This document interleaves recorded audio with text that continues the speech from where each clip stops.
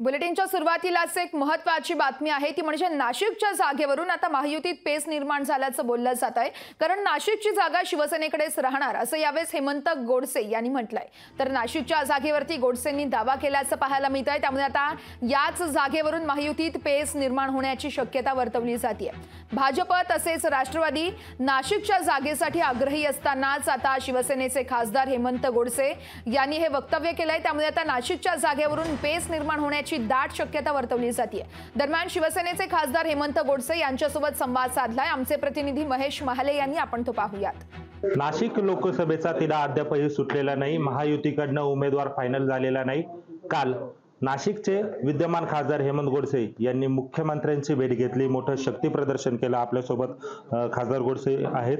आपा, काल तुम्ही मुख्यमंत्र्यांची भेट घेतली, शक्ती प्रदर्शन केलं, काय मुख्यमंत्र्यांकडून आश्वासन मिळालं? मला तर असं वाटतं का आम्ही कुठल्याही प्रकारचं शक्ती प्रदर्शन या ठिकाणी केलं नाही।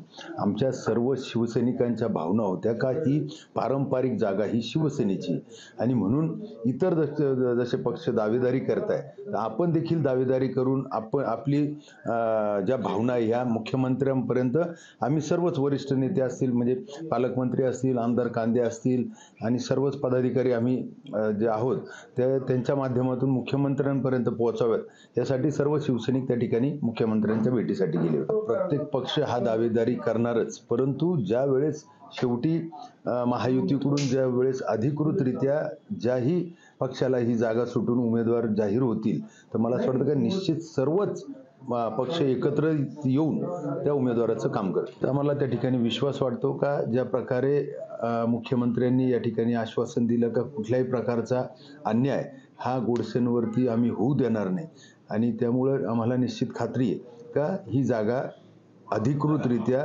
शिवसेनेला सोडवण्यात येईल। महेश माले, लोकशाही मराठी, नाशिक।